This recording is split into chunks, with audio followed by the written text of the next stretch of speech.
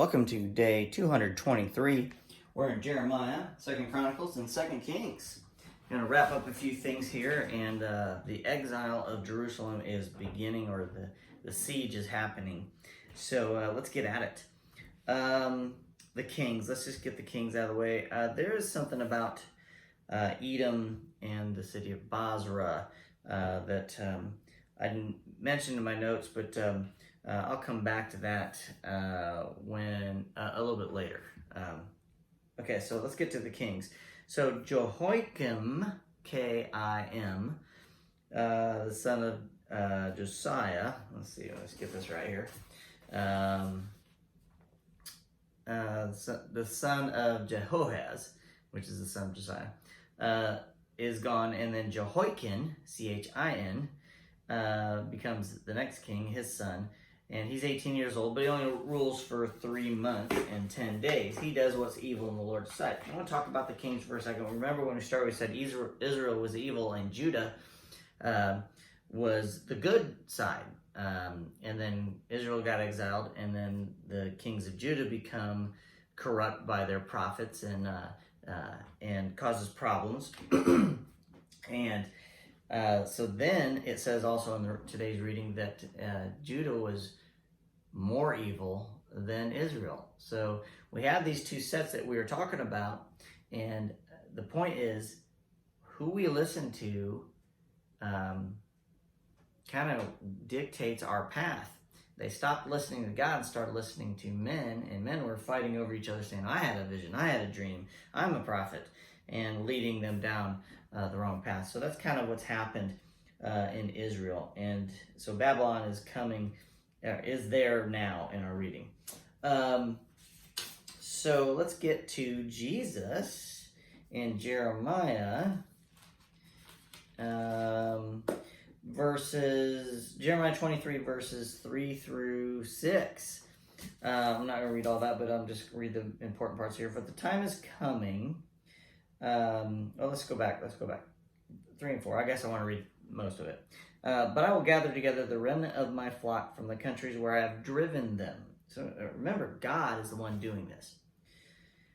I will bring them back to their own sheepfold, and they will be fruitful and increase in number. Then I will appoint responsible shepherds. Stop. So they will increase in number. Never has Israel increased in number until they got their land back May 15th, 1948. And they began to grow. And now there's 13 million Jews in the world. 7 million, I think, live in Israel today. Never has that happened until they got their land back. Huge prophecy that had come true.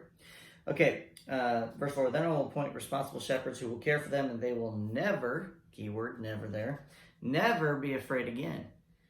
Not a single one will be lost or missing. I, the Lord, have spoken. Verse 5, for the time is coming, says the Lord, when I will raise up a righteous descendant, Jesus. It doesn't say Jesus, but that's who it's talking about. From King David's line. He will be a king who rules with wisdom. He will do what is just and right throughout the land. And this will be his name. So on your list of names for God, this will be his name. The Lord is our righteousness. In that day, Judah will be saved and Israel will live in safety. So this is a key point. Granted, Armageddon, or the Antichrist is going to come into play, and he's going to chase after the Jews, and they're going to try to escape Israel. Most of them will escape and go to the city of Basra, Petra, the rock city in Petra, I think is where it's at. And they're not in safety, but God is going to save them. He's going to protect them. So this living in safety is occurring, but eventually when Christ comes back in the second coming, when he comes in that day, nobody's going to touch Israel. Nobody. His chosen people, us and the Jews. We the people set apart.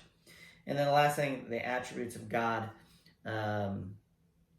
Jeremiah 23:23. I thought this was good. Am I a God who is only close at hand?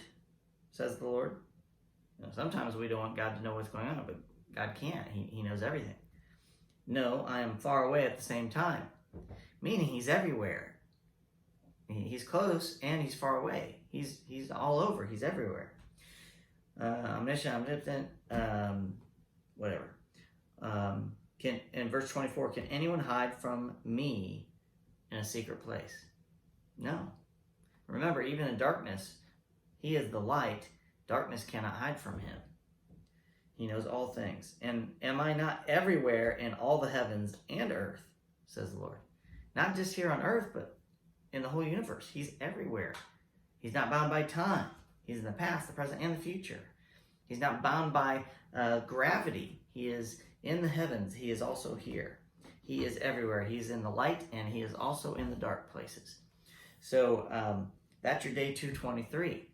I'll see you tomorrow.